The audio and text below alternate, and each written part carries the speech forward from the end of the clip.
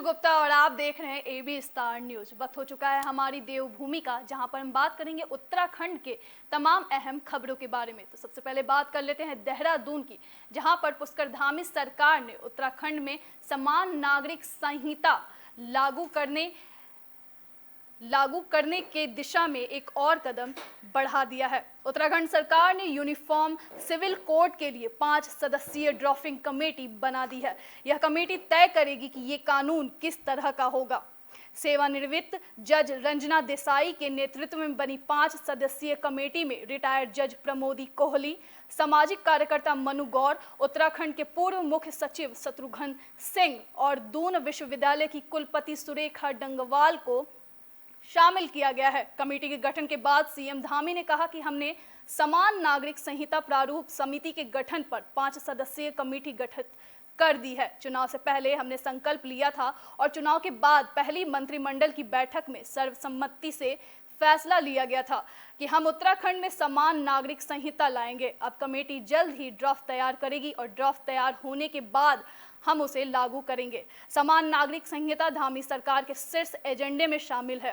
5वीं विधानसभा के चुनाव में मुख्यमंत्री पुष्कर सिंह धामी और सत्तारूढ़ भाजपा इसे प्रमुख चुनावी मुद्दा बना चुकी है। प्रदेश में भाजपा की दोबारा 2/3 बहुमत से सरकार बनते ही मंत्रिमंडल की बीती 24 मार्च को पहली बैठक में इसे लागू करने का संकल्प पारित किया गया था। इस संकल्प पर आगे बढ़ते हुए शुक्रवार को विशेषज्ञ समिति गठित की गई।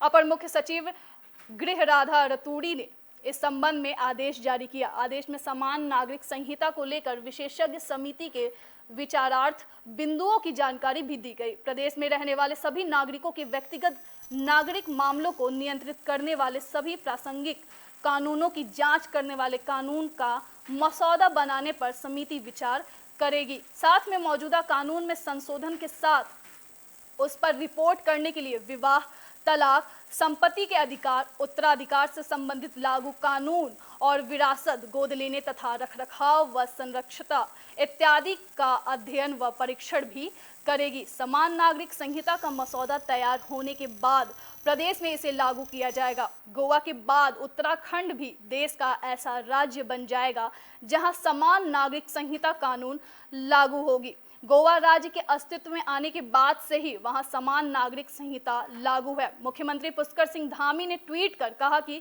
देवभूमि की संस्कृति को संरक्षित करते हुए सभी धार्मिक समुदाय को एक रूपता प्रदान करने के लिए उच्चतम न्यायालय की सेवानिवृत्त न्यायाधीश रंजना प्रकाश देसाई की अध्यक्षता में समान नागरिक संहिता के क्रियान्वयन को विशेषज्ञ समिति का गठन किया गया है।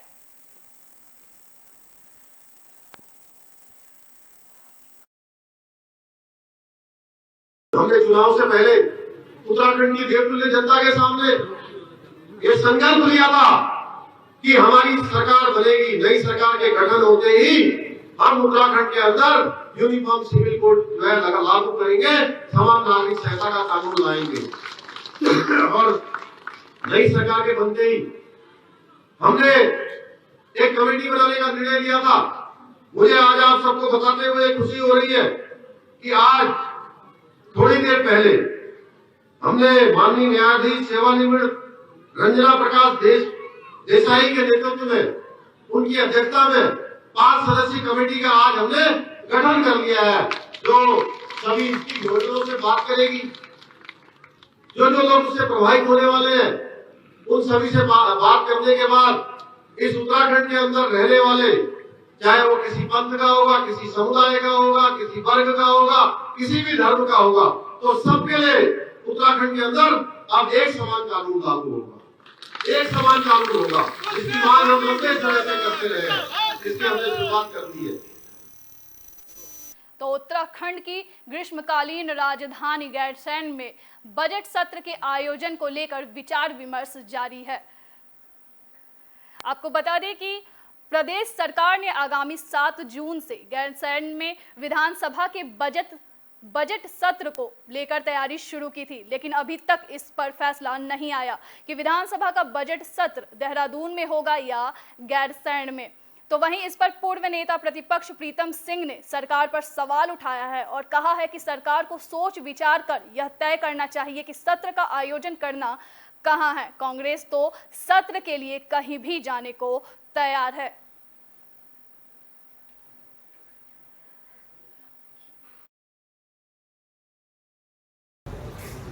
वो विधानसभा का सत्र गैरसैंण में करना चाहते हैं या देहरादून में करना चाहते हैं, ये तो देखना चाहिए था। घोषणा करने से पूर्व जो है सरकार को सोचना चाहिए था कि यात्रा भी चल रही है और यात्रा के साथ साथ पुलिस भर्ती भी हो रही है। इन तमाम चीज़ों को पहले क्यों नहीं देखा गया? आपने कहने पे तो जो है गैरसैंण को ग्रीष्मकालीन राजधानी घोषित कर दिया, लेकिन मुझे बड़े खेद के साथ कहना पड़ता है एक दिन भी राजधानी जो है ग्रीष्मकाल में गैरसैंण से संचालित नहीं हुई है। और ये सरकार का जो वास्तविक चेहरा है उसको आज उत्तराखंड के लोग देख रहे हैं।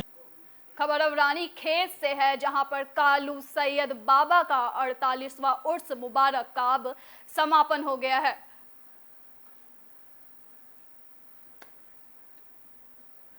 तो आपको बता दें कि देर शाम कांग्रेस प्रदेश अध्यक्ष करण माहरा ने भी मजार में चादर पोशी की। इस दौरान उन्होंने देश में अमन चैन की दुआ मांगी।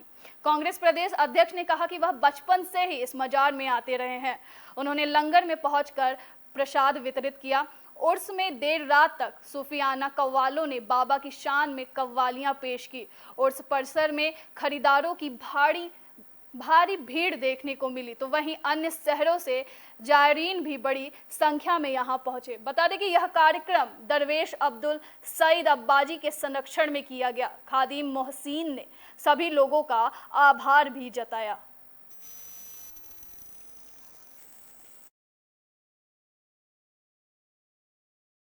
निकाल करके आप उर्स में पहुंचे, क्या संदेश देना चाहेंगे इसके माध्यम से रानीखेत वासियों को? हर वर्ष आप यहाँ पहुँचते हैं। मेरा पूरा जीवन यहीं बीता है और जब बचपन में मैं बहुत शैतान होता था तो मेरी माँ हर बृहस्पतिवार को कालू सैयद बाबा के यहाँ मुझे लेके आती थी। 48वां उर्स है बाबा से कालू सैयद बाबा का, उसमें मुझे शिरकत करने का मौका मिला। मैं देर से पहुँचा हूँ, मैं उसके लिए माफ़ी भी चाहता हूँ, लेकिन अपने घर आकर कालू सैयद बाबा के आंगन में आकर मुझे बहुत ही खुशी हो रही। इतने ज़्यादा भक्तगण हैं, उनसे मैं आदरपूर्वक विनयपूर्वक उनसे निवेदन करता हूँ कि सबके ऊपर अपनी कृपा बरसाए, अपना फैज़ सभी के ऊपर बरसाए, सभी के घरों में खूब खुशहाली हो और मेरा हिंदुस्तान अमन और चैन से आगे बढ़े, खूब तरक्की हो, विकास हो। यही मांग मैंने कालू सैयद। बात अब चमोली की कर लेते हैं, जहां पर उपचुनाव के लिए नामांकन के आखिरी दिन 3 पत्र दाखिल किए गए। आपको बता दें कि नगरपालिका गोपेश्वर में खाली अध्यक्ष पद पर उपचुनाव के लिए नामांकन पत्र दाखिल करने के अंतिम दिन तक कुल 3 नामांकन पत्र जमा हुए हैं। नगरपालिका गोपेश्वर में नगरपालिका अध्यक्ष सुरेंद्र लाल के निधन के बाद से अध्यक्ष पद खाली है। 12 जून को गोपेश्वर में नगरपालिका अध्यक्ष पद के लिए चुनाव होने हैं और 14 जून को परिणाम आने हैं। बीते दिन भाजपा की ओर से प्रत्याशी पुष्पा पासवान, कांग्रेस पार्टी के प्रत्याशी व पूर्व नगरपालिका अध्यक्ष के भाई नरेंद्र लाल भारती और निर्दलीय प्रत्याशी सोहन लाल ने अपना नामांकन पत्र जमा किया है। रिटर्निंग ऑफिसर अभिनय शाह ने बताया कि आज नामांकन पत्रों की जांच की जाएगी और 29 मई दोपहर 2 बजे तक नाम वापस लिए जा सकते हैं। 29 मई को ही 3 बजे चुनाव चिन्ह आवंटित किए जाएंगे, जिसके बाद आगामी 12 जून को अध्यक्ष पद के लिए चुनाव कराए जाएंगे।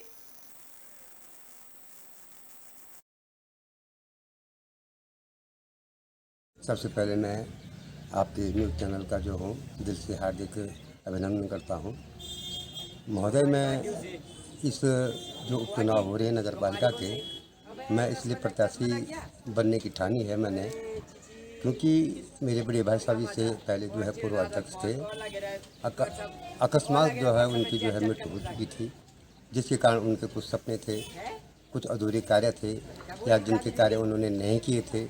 मैं एक छोटा भाई होने के कारण उनके इन कार्यों को, उनके सपनों को जो है पूर्ण करने के लिए मैं प्रत्याशी के रूप में जो हूँ आपके सामने खड़ा हुआ हूँ।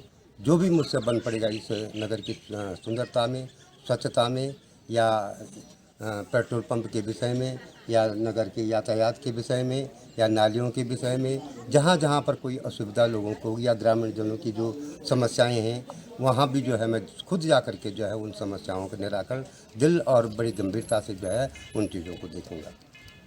सबसे पहले मैं आप सभी पत्रकार बंधुओं का बहुत बहुत धन्यवाद करना चाहती हूँ। यहाँ नगर पालिका उपचुनाव समय बहुत कम है। समय कम होने के नाते चुनौतियाँ बहुत सारी हैं। मैं उन चुनौतियों को स्वीकार करते हुए ये प्रयास करूँगी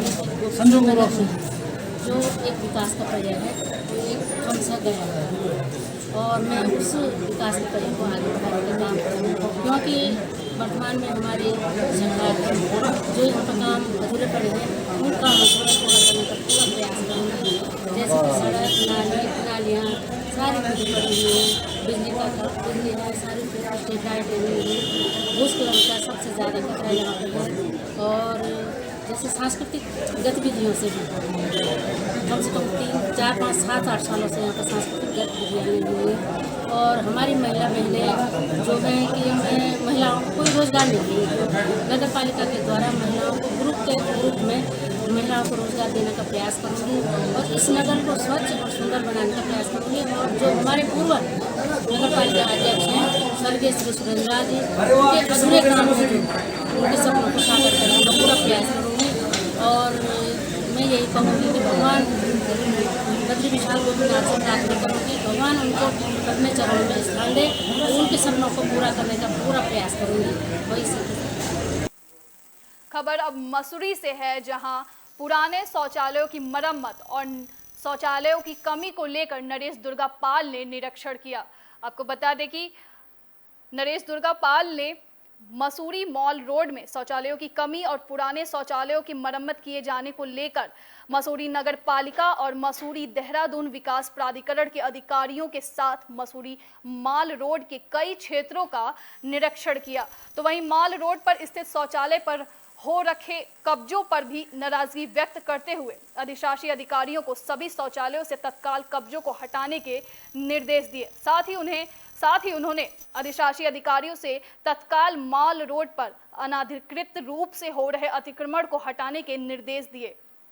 हाल ही में भाजपा मंडल अध्यक्ष मोहन पेटवाल ने चौकों पर शौचालय न होने को लेकर नाराजगी जताई थी और धरना प्रदर्शन करने की चेतावनी भी दी थी, जिसके बाद एक्टिव होते हुए प्रशासन ने शौचालयों के निर्माण के लिए जगह को चिन्हित करवाया और मसूरी देहरादून विकास प्राधिकरण को निर्देश दिया कि सभी शौचालयों को मरम्मत करने के साथ बेहतर सुविधाएं भी उपलब्ध कराई जाए।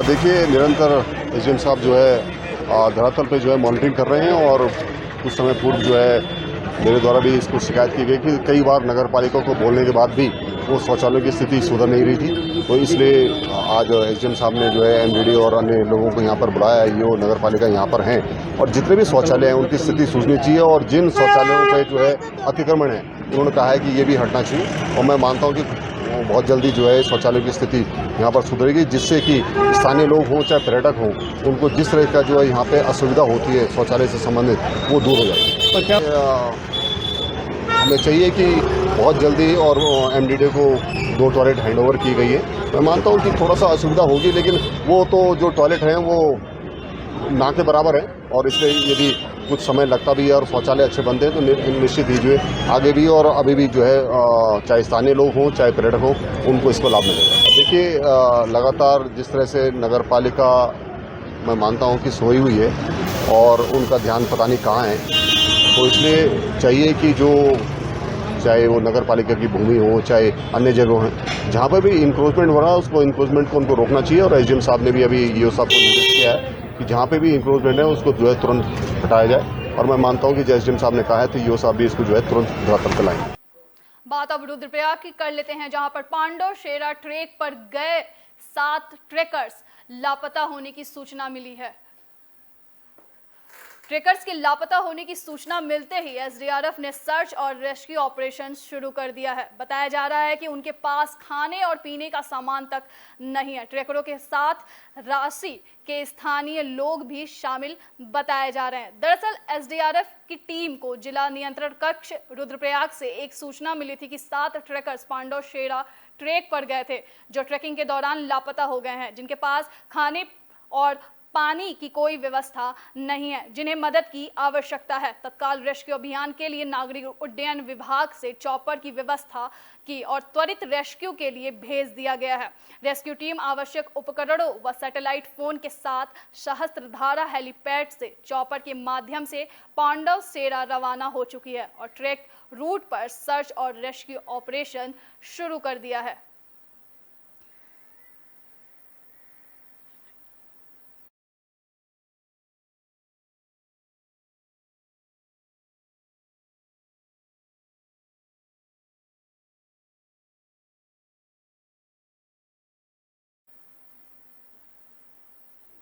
तो गढ़वाल कमिश्नर सुशील कुमार ने चारधाम यात्रा का जायजा लिया है।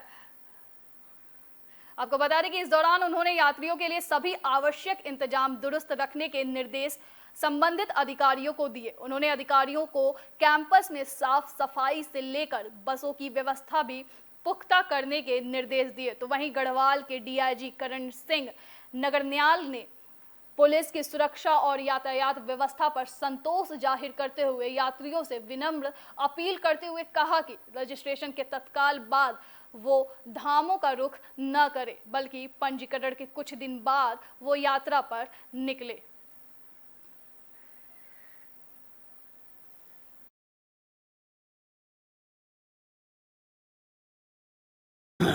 इस समय चारधाम यात्रा पूरे तीव्रता के साथ चल रही है और अभी तक चारों धामों में 10 लाख से अधिक श्रद्धालु दर्शन कर चुके हैं।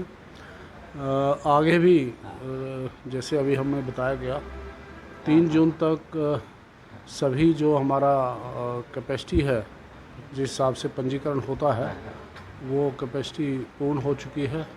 आगे भी बहुत कम संख्या में उपलब्धता है और पंजीकरण पूरा हो चुका है। तो ऐसा प्रतीत होता है कि आगे आने वाले दिनों में भी इसी प्रकार काफ़ी संख्या में श्रद्धालु आएंगे और धामों में सभी तरह की व्यवस्थाएं सुचारू रूप से चल रही हैं और हमारा प्रयास है कि जितनी वहाँ सीमित संसाधन हैं उनके अंतर्गत श्रद्धालुओं की यात्रा सुविधापूर्वक हो।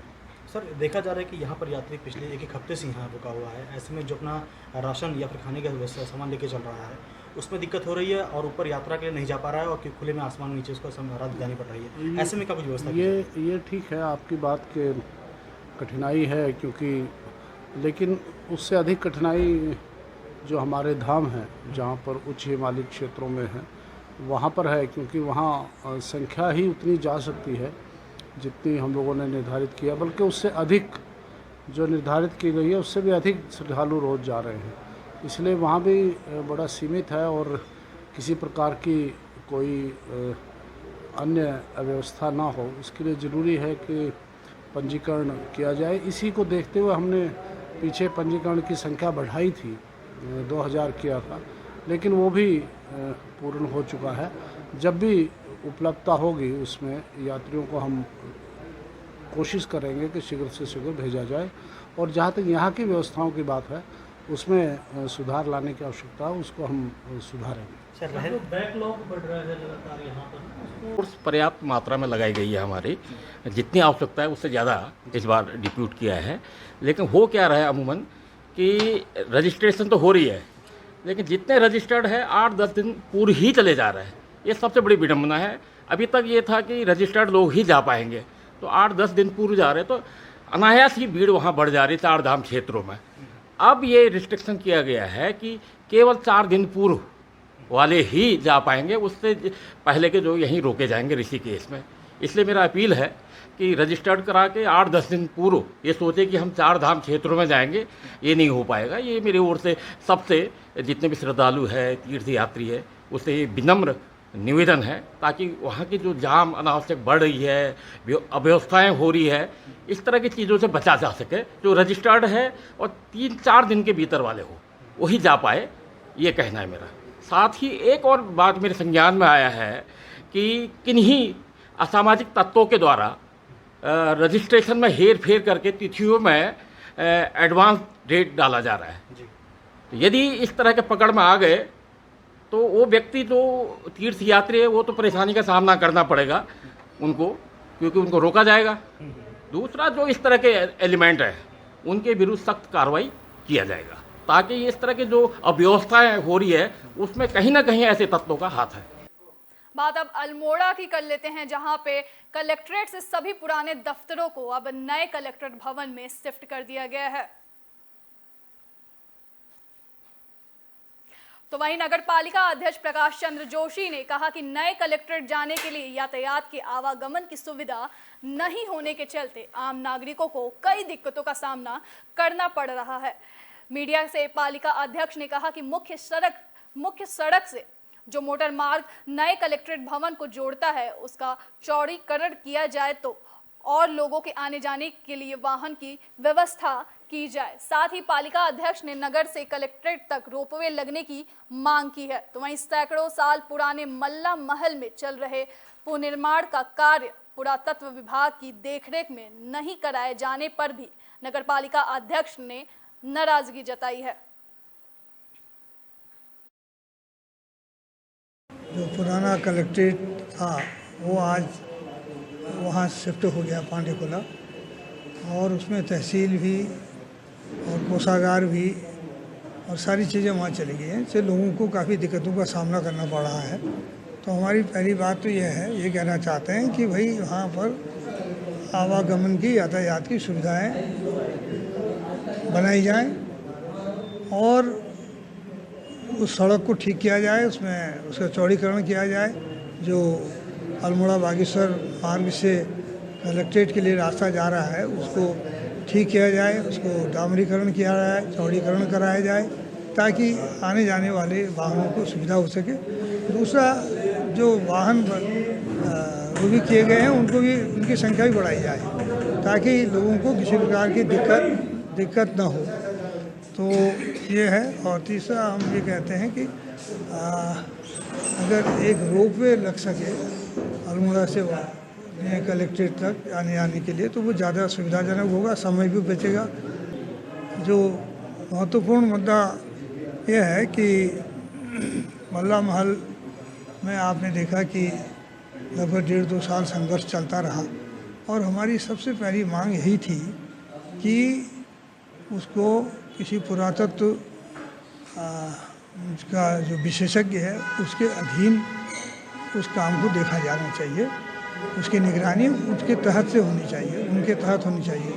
क्योंकि हमने जब पहली मीटिंग यहाँ पर की थी तो उसमें यही बात आई थी कि ये ऐतिहासिक हमारी विरासत है, पुरातात्विक विरासत है, इसका अगर संरक्षण करना है तो इसको जो है पुरातत्व विभाग के अधीन करा दिया जाए या संस्कृति विभाग के अधीन करा दिया जाए, लेकिन जो भी निर्माण कार्य हो वो पुरातत्वविद की देखरेख में होना चाहिए। खबर कोटद्वार से है, जहां एक मासूम बच्ची हाईवे पर दर्दनाक मौत का शिकार हो गई।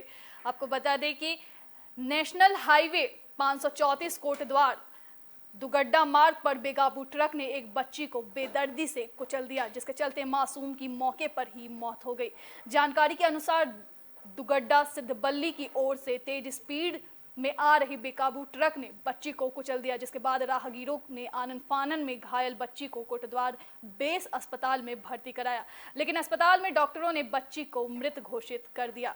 घटना की जानकारी मिलने के बाद मौके पर पहुंची पुलिस ने राहगीरों की मदद से ट्रक व चालक को गिरफ्तार कर लिया। कोटद्वार कोतवाली प्रभारी विजय सिंह ने बताया कि मृत बच्ची अनीशा की उम्र लगभग 12 साल की होगी, जो कि ग्रास्टरगंज की निवासी है।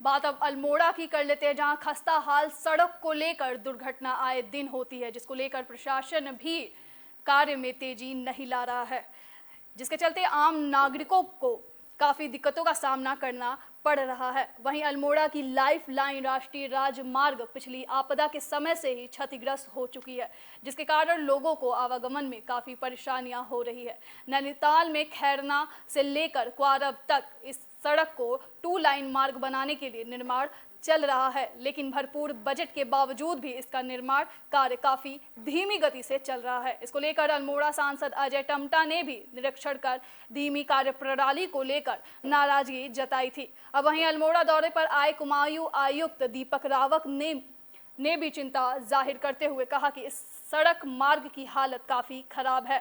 मैंने भी निरीक्षण किया है और सड़क को दुरुस्त करने के निर्देश भी दिए हैं। साथ ही उन्होंने बताया कि सड़क की सुरक्षा के लिए 50 करोड़ की DPR बनाने की कार्य योजना तैयार की जा रही है, ताकि लोगों को बेहतर सड़क मार्ग की सुविधा मिल सके।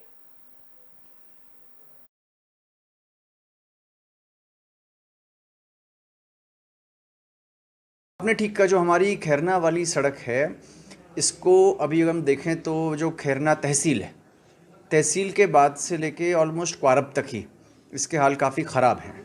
इसमें 10 किलोमीटर में तो सड़क के चौड़ीकरण के फंड्स अवेलेबल हैं हमारे पास और योजना सैंक्शन है, उस पर काम चल रहा है, धीरे चल रहा है। मैंने कुछ दिन पहले इंस्पेक्शन किया था और तेज़ करने के निर्देश दिए थे। और कुछ पोर्शंस में जहाँ सैंक्शन नहीं है वहाँ पे रिपेयर्स के लिए NH ने लगभग 50 करोड़ की धनराशि मांगी है, उसको हम परसू कर रहे हैं कि वो जल्दी मिल जाए। और आगे जाके इसमें बड़ी DPR भी बन रही है, जिसमें कि जो ये बार बार टूटता ये जो स्लाइडिंग जोन है, इसको हम नदी के उस पार ले जाएं, ये नदी के दूसरी तरफ चला जाए, तो ये जो बार बार स्लाइडिंग वाली दिक्कत है, इससे भी निजात मिले। बात अब हरिद्वार की कर लेते हैं, जहां सोमवती अमावस्या को लेकर श्रद्धालुओं की भीड़ अब उमड़ना शुरू हो गया है। तो सोमवती अमावस्या 30 मई को है। धार्मिक मान्यता के अनुसार सोमवती अमावस्या के दिन पितरों के तर्पण करने से उनकी आत्मा को शांति मिलती है। धर्मनगरी हरिद्वार में सोमवती अमावस्या स्नान पर्व को लेकर प्रशासन ने अपनी तैयारी पूरी कर ली है। सोमवती अमावस्या पर हरिद्वार गंगा स्नान करने के लिए लाखों श्रद्धालु हरिद्वार हर की पौड़ी आते हैं, जिसे देखते हुए पूरे मेला क्षेत्र को 5 सुपर जोन, 16 जोन और 39 सेक्टर में बांटा गया है। साथ ही 4 धाम यात्रा भी चल रही है, उसको देखते हुए भी अलग से ट्रैफिक प्लान लागू किया गया है। जिलाधिकारी विनय शंकर पांडे का कहना है कि सोमवती अमावस्या स्नान पर्व पर लाखों की संख्या में श्रद्धालुओं की आने की संभावना है। इसी को देखते हुए पुलिस और जिला प्रशासन ने संयुक्त बैठक की और मेला क्षेत्र में अनुभवी अधिकारियों को ही ड्यूटी लगाई गई है, ताकि किसी भी यात्री को किसी तरह की परेशानियों का सामना न करना पड़े।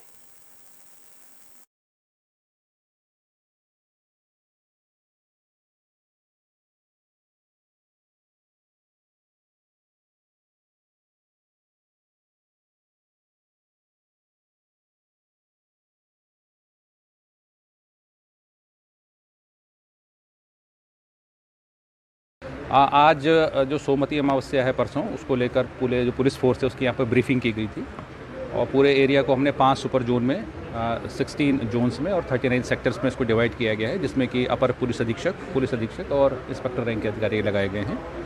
और एक विस्तृत ट्रैफिक प्लान बनाया गया है, जिसको कि हमने जारी भी किया है।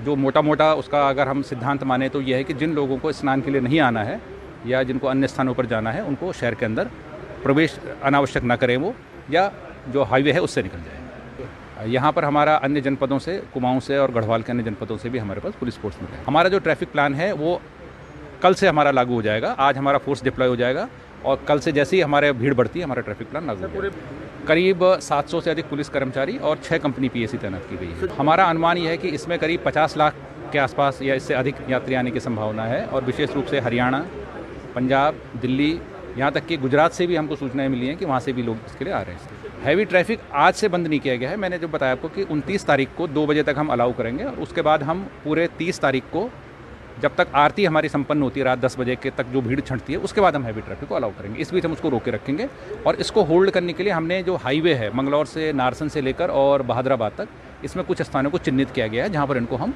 पार करेंगे।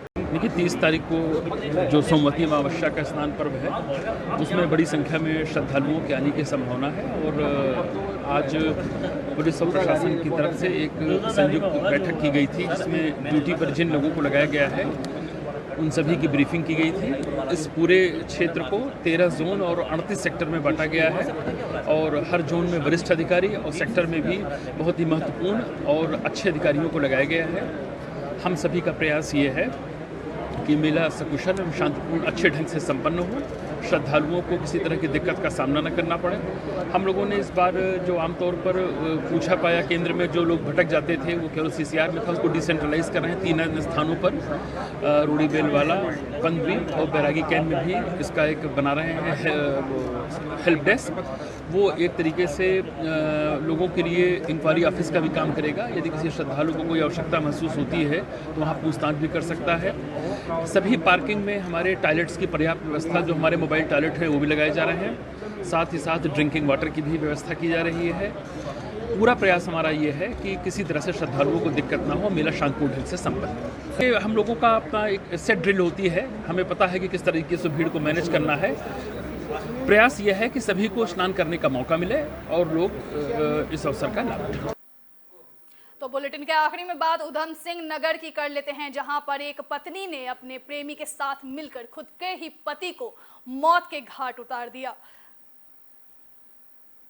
दरअसल आगरा के मुकेश की शादी उत्तराखंड काशीपुर के रहने वाली उर्मिला के साथ हुआ था और शादी के बाद मुकेश की अपनी पत्नी के खातिर अपने माँ बाप, अपने भाई बहन को छोड़ काशीपुर में ही रहने लगा था। बता दें कि पत्नी का प्रेम प्रसंग पड़ोस में रहने वाले युवक से था। दोनों की लव स्टोरी में रोड़ा बन रहे मासूम पति को प्रेमी ने मौत के घाट उतार दिया, जिसके बाद उसकी पत्नी ने पति को गुमशुदा करार दिया और मामले को छुपाने की कोशिश की। लेकिन वहीं मुकेश की मां को इस बात पर विश्वास नहीं हुआ, जिसके बाद मुकेश की मां ने काशीपुर कोतवाली में गुमशुदा बेटे की रिपोर्ट दर्ज कराई।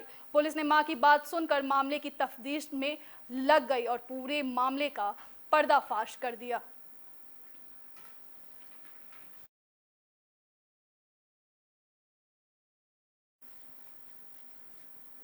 हमारी देवभूमि में फिलहाल के लिए सिर्फ इतना ही। देश और दुनिया की तमाम बड़ी खबरों के लिए देखते रहिए AB स्टार न्यूज़। नमस्कार।